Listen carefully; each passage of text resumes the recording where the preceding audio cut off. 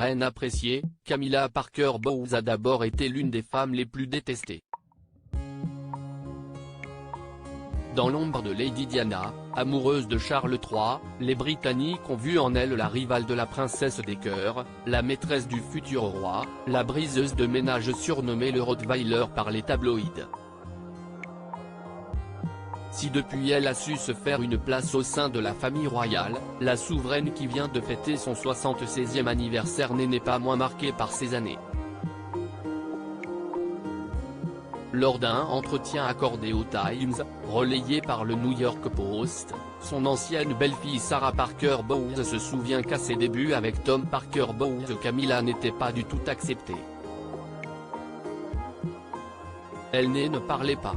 Elle était très courageuse et ne se plaignait pas, ajoute-t-elle en évoquant cette période surnommée les années de haine qui ont hanté sa famille jusqu'à il y a peu.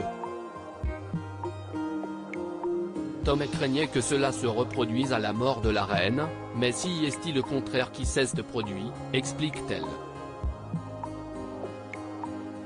Et pour cause. Si Elisabeth II n'a jamais caché ses réticences quant à l'union entre son fils et la roturière, elle a fini par l'accepter jusqu'à souhaiter que sa belle-fille devienne reine consort après son décès.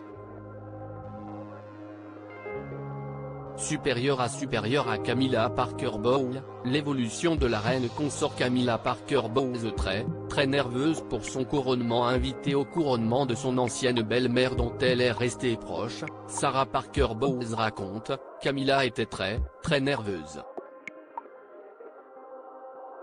Elle voulait être entourée des personnes qu'elle aimait. Le roi n'était pas du tout nerveux. Mais Camilla n'avait rien demandé de tout cela.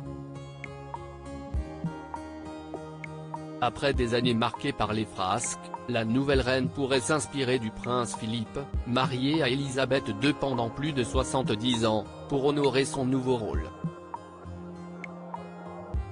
Il est probable que l'ancienne duchesse de Cornouailles utilise le défunt duc d'Édimbourg comme modèle sur la façon de jouer un rôle d'épouse de soutien, analysent nos confrères du Daily Mail.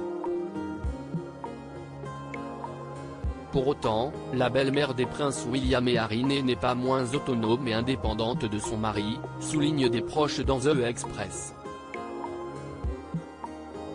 Selon eux, son statut royal ne l'a pas changé. Son éthique de travail a peut-être changé, mais elle n'a pas changé du tout en tant que personne.